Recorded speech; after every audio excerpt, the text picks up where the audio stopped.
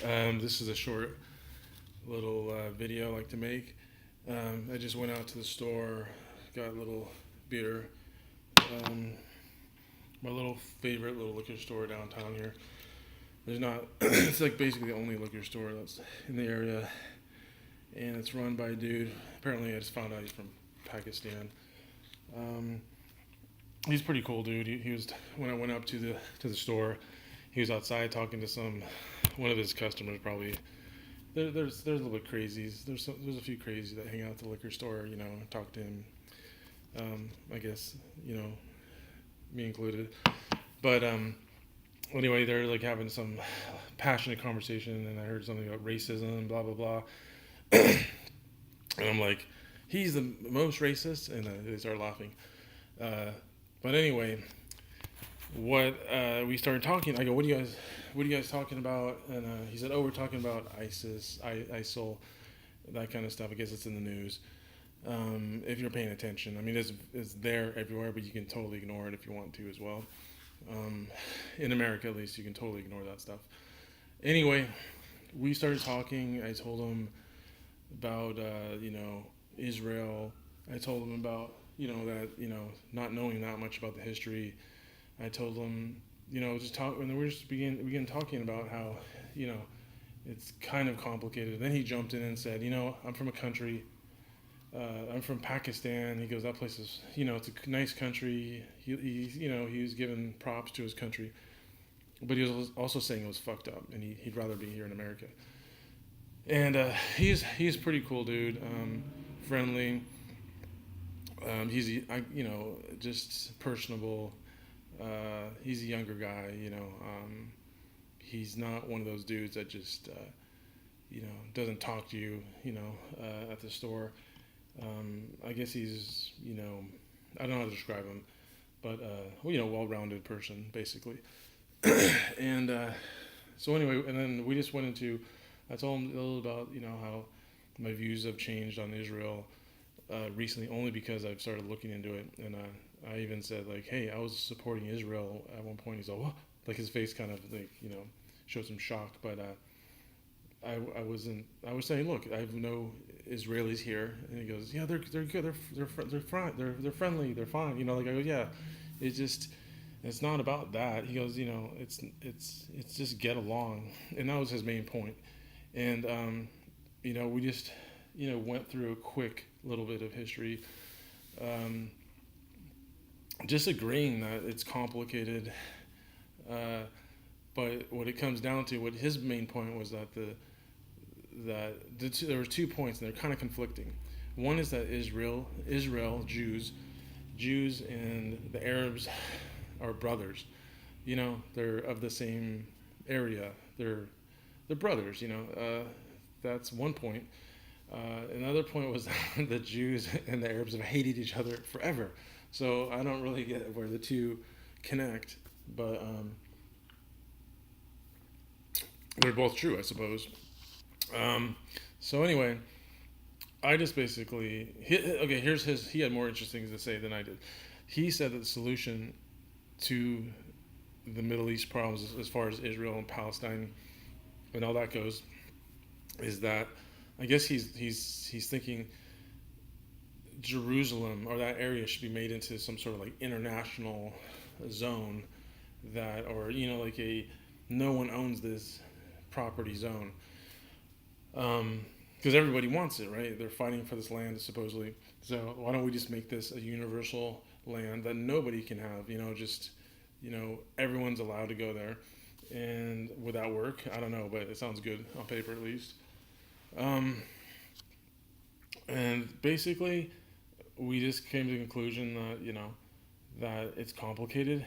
But he goes, yeah, the religious people, the all these mindsets are these are the things that are screwing things up. He goes, it's the Pope, it's the he goes, even my religion. He's a Muslim. He goes, even my religion.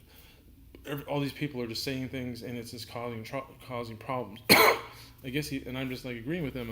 I'm saying, look, I think some cultures need to give up the fighting type of spirit, the you know the aggressiveness. I mean, we need to go get all on the same page, and that goes for Christians, it goes for Muslims, it goes for Jews, and Israelis. We just need to get on the same page of non-violence, of solving problems without violence. Um, and there's different stages. I mean, from one perspective, I mean, obviously Americans are not really that welcome interfering with the Middle East. The Jews are not really that welcome. The Israelis have a have a position in the Middle East now. Realistically, how are you gonna like remove them? You do want to do that. I mean, it's gonna cause a lot of hell to do that if you're on a view point that would require them to not exist. Um, is there a way we can get everybody on a non-violent cohabitation kind of, at least a moderate one? It doesn't have to be, there's no utopias here. I mean, if we looked at it as far as like a civil rights thing, in America, the African American community post, slavery, we're not having complete equality.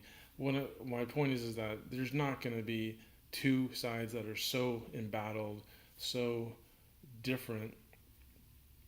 You're not going to have them get along instantaneously. So it's going to take time, but I think it has to be the people with sensibility and true kind of caring, loving spirit that is going to sway everyone else to, get into a position where we can cohabitate. Some people have more work than others, and I think that goes for Israel, and I think it goes for some other, extremists that are tending. And the thing is, violence begets violence. So whoever's in power is going to. Oh, if they ever use that power, they're going to create the opposite of them. So you're going to have enemies. So both sides have to stop. But one with the power has to take the lead, or else the weaker party is going to become a victim, and has to resist, but they have to do it in such a way where they can still survive.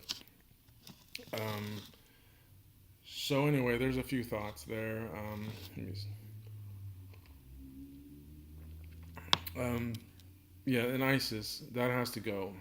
Those people, we both agreed, are insane, and they're just not redeemable to a point where they're just they've gone over the edge. And there's been many armies and uh, wars that have gone to the extreme that they are doing, that they are committing now, crimes. But it's of an ancient variety.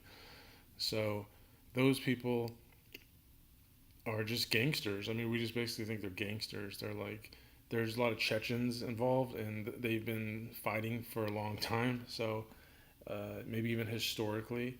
So the Chechens have been battling, and they're kind of, maybe a big part of it. And a lot of brainwashed youth